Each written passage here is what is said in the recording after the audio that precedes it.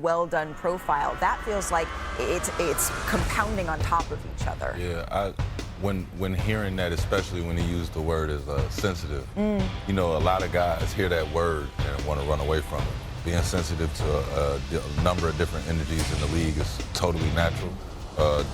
Dealing with the ups and downs, the injuries that happen, dealing with people saying that you don't have the heart to want to play right now, and you know that this might be a worse injury than you're willing to admit to. You have to deal with all that, and I think it's all part of it. I do agree with Joel Embiid, though, that this is a very, very important offseason because, one, getting healthy at that size, you can't teach size, but you also can't deal with the repercussions that come with it. Like having a knee problem, an ankle problem, and then having that weight on top of it, it's a lot. You know what I mean? And for him to play at his dominant style of play that we like, it's like that's gonna abuse his knee. That's a lot of spinning. It's a lot of attacking angles and playing angles and, you know, getting to the foul line, doing the little stuff that we like him to do. But it's like, to do that, he does have to beat his body up. So take your time, get healthy, make sure you're all the way healthy before you come back, and make sure that you play balls on. And when you talk about trust issues with Joel Embiid, it's not just about other people in the organization. It's not just about his bosses. He has trust issues with his body, which has betrayed him repeatedly over the years. And we are 18 months removed from Joel Embiid playing as well as we've seen a big man play. I mean, literally averaging more points than minutes, absolutely dominant, and his body just has not allowed him to do that since. And you can understand the frustration. And that's what we just heard. Hearing to me that Joel doesn't know what type of body he's going to return to, feeling that sort of almost self-betrayal, that's really interesting. That would be really, really hard to deal with, especially because we talked about this before the show. This team was ostensibly put around Joel Embiid. After he won the MVP, they were very honest. The 76ers said, you know what, we know, and Joel Embiid was honest. He said, I'm not really built to play 82 games. I've won MVP. I'm not even sure I'm built to play 65 games. So we're going to go out and we're going to put a team around Joel, the focal point of this franchise that is meant to help him to not have to carry that load. Tyrese Maxey, bringing in Paul George, drafting Jared McCain. In different ways, in different degrees, those players all got hurt, and this roster proved not to be able to help them achieve that one goal. And so now it sort of feels like we're having the same conversation about the same roster in an East that's wide open, and the 76ers should be able to capitalize on. I get what you're saying, and I know that it probably feels like, for Joel, it's like, y'all aren't giving me, like, y'all aren't doing enough for me. Like, that's the confusion that comes, right? But it's like, health is the one thing that the ownership, the coaches, none of us can do anything about it. We want you guys to play this way, and we want you to, you know, fully commit to your bodies, but injuries are gonna happen. You know, all been part of the game. We watched it be part of the playoffs and all finals runs. It's just part of the game. So it's like a little bit of that. You got to take your foot off the gas and say, we did have a team. You got to look at the roster and say, we did have a chance to do what we planned to do. It's just we didn't have it that year, which is why this offseason does become important. It was derailed before the season even really got underway here. I went out there to interview the 76ers during training camp. A week later, those interviews couldn't be aired because injuries had already began to pile up for this team. But man, they're easy to root for. You root for Joel Embiid. You want to see him out there at his best, and hopefully this is the year, but it feels like we've said that before. I encourage everyone to go online and read this story, but still to come on Embiid. And Clark will miss this weekend's All-Star festivities in Indianapolis, where she has been scheduled to compete in Friday's three-point contest and is a captain for Saturday's game. In a statement, Clark shared that she's incredibly sad and disappointed, but that she will be in attendance on the sidelines to help coach. Now joining us, fresh off a flight to Indianapolis, for the latest on Clark's status for the weekend, Alexa Philippou. Alexa, what more can you tell us about the decision for Clark to sit out this weekend? Yeah, well, certainly a bummer, I think, across all of Indianapolis, all of the WNBA world to hear this news. And we know that yesterday, Stephanie White told us reporters that it was a decision that Caitlin Clark and her team would be making, that she was going to stay out of it. And it was going to be something that they had to consider. Yes, how exciting and fun and important it would have been to have her participate in this weekend's festivities, but at the same time that they needed to take into consideration her long-term health, especially because now this is the fourth separate injury that she's had since the preseason, and knowing the second half of the season is coming up, knowing that the Fever want to take that playoff push, it just simply wasn't worth it for her to participate in that. She, as she said in that statement, needs to rest. So she's going to be involved, I'm sure, on the sidelines. We also know she's going to be at this very important set of negotiations for the new collective bargaining agreement that the Players Association and the league are having today. She told me the other day that she was going to be there and is definitely keeping a close eye on how those talks go. So that might be just as important as what she would have been able to do on the court. But certainly a bummer. Brittany Sykes will be taking her place. The league just announced that's definitely a well-deserved bid for Sykes, the Washington Mystics guard, but definitely a little bit of a damper on the weekend, and we'll have to see too. As we look forward, the Fever are going back to the Liberty. It's supposed to be a game on Tuesday. We'll have to see if Clark will be available for that, but given all of these injuries piling up and the fact that they're really trying to focus on her long-term health, then we'll have to see if she'll even be able to be available for that game as well. Right, because she was sort of an iron woman through college and even her first year in the WNBA, and then this season now missing almost 10 games here is something we're not used to seeing from Caitlin Clark. Alexa, enjoy All-Star Weekend nonetheless, and we will see you soon. It does begin tomorrow night at Gainbridge Fieldhouse in Indy. Three-point contest, the skills challenge, that's at 8 o'clock Eastern, and Saturday night, the 21st annual All-Star Game, it's on ABC. Coverage tips with our friends on WNBA Countdown, that's at 8 o'clock. So back in Vegas, Summer League action, it kept on churning last night. Here's a look at our big three players who made a statement last night. We're going to start with Jaeger. How are we saying it now? Because it was Demon at the draft. Yeoman, I think, is how he's saying it's pronounced. But that looks like a demon to me. Yeah, I was going to say. Demon. Ooh, cleared for takeoff. Yeah, he demon now. And then checking in here at number 2. Again from Summer League action, A.J. Johnson. This kid can jump. Yes, he can. Watch here. Gets the board. Out in transition. Okay. Put him in a little spin cycle. Hey. And one. Can handle some too now. Look at that. He can hit coast to coast.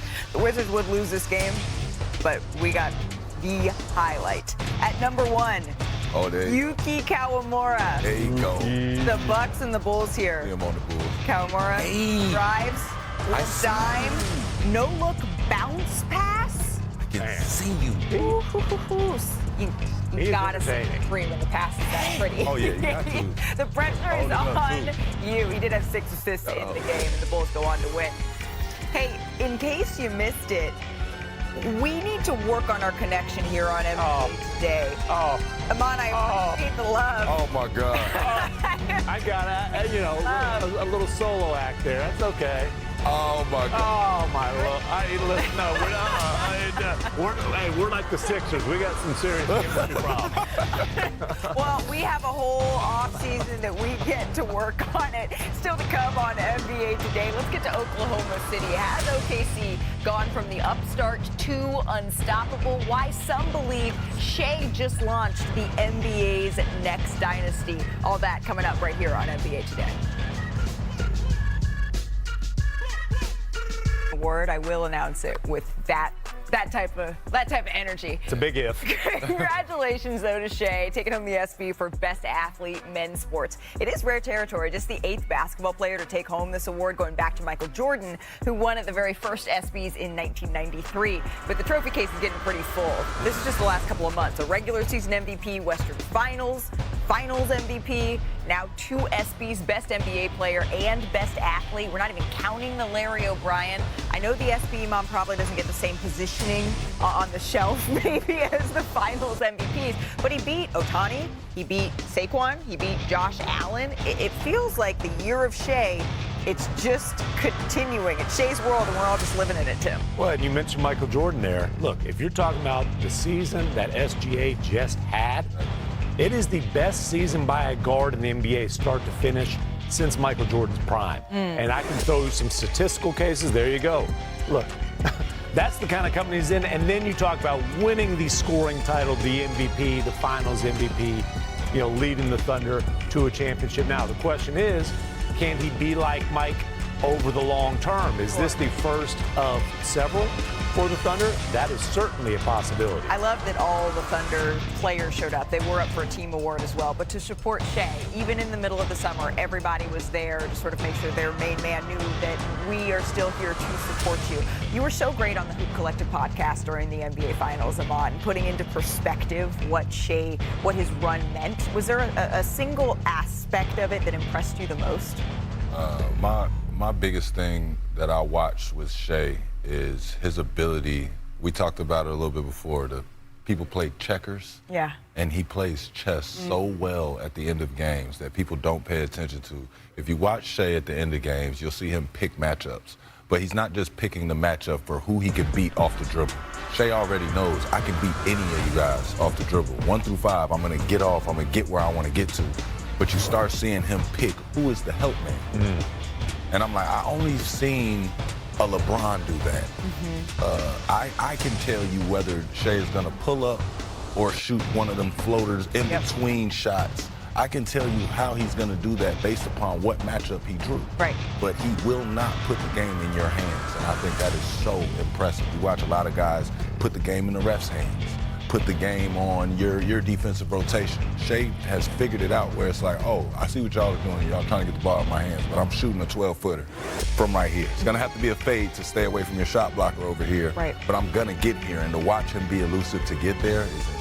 It seems like he has a more maybe mature game than a lot of folks his age. And when you say put the game in his hands, he's also able to execute there. Because there's some players who put the game in their hands, and sometimes they're able to get the job done, and other times they fall a little bit short just because they're working on that consistency. The maturity in Shai's game, it's really poetry to be able to watch. We mentioned that the Thunder, as a team, they were up for the best team category. They did come up short. The Super Bowl champion Eagles took that one. I'm maritally obligated to say go Birds here. But Oklahoma City will be in the mix for a while here, especially when we're talking about the Board of Governors meeting this week. Adam Silver, he spoke directly about dynasties and about the Thunder. Take a listen. I will say sometimes when I read reports of these unique champions each year, that then gets translated into some notion that the league doesn't want dynasties. I'm perfectly comfortable with dynasties. I like what we're seeing right now. I'm not ready to declare we're not going to have dynasties. I'm sure Sam Presti isn't ready to hear that. I'm not ready to hear that either. I think dynasties are good for the NBA, but we are in the midst of an age of parity, and this is what the owners wanted. There's 7 different champions that we've had in the last 7 different seasons. It's the first time in NBA history there has been that many different champions over that 7-season span. So, Mr. Marks, the Thunder, though, they are set up to potentially buck this trend. How are they going to be able to be a dynasty in a different way than we've seen recently? Yeah, Malika, we have an article up on ESPN.com as far as how Oklahoma City can navigate around this second apron. And the more I wrote this article, the more I believe that, yes, they do have the makings to be a dynasty. And here's why. Shai Gilgeous-Alexander still has 2 years left on that rookie max contract. He's playing below the max allowed for a player at his level here. And then you look at what they were able to do with their 2 players they just extended, Jalen Williams and Chet Holmgren. They protected themselves in case either player earned All-NBA honors, differently than what Evan Mobley and Cade Cunningham. There's no escalator clauses in that Chet Holmgren contract if he earned All-NBA. The third thing is, remember all these draft picks that keep on coming in, 13 first-round picks over the next 7 years, 4 potentially next year.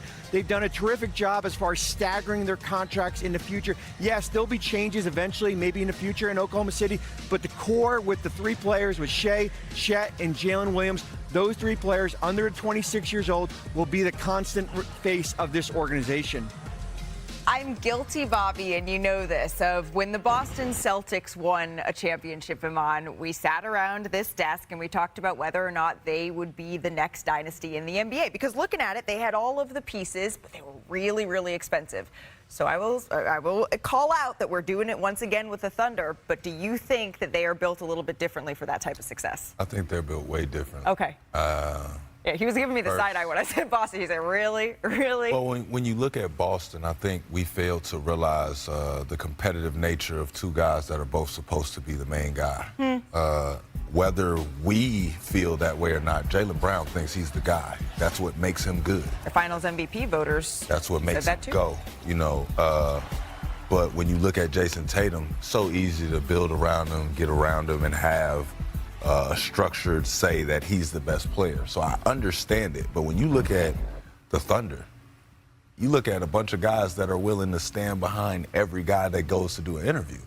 We're looking at the end of games, SGA run up the sideline and say, Jaylen, you got it. You bring it up.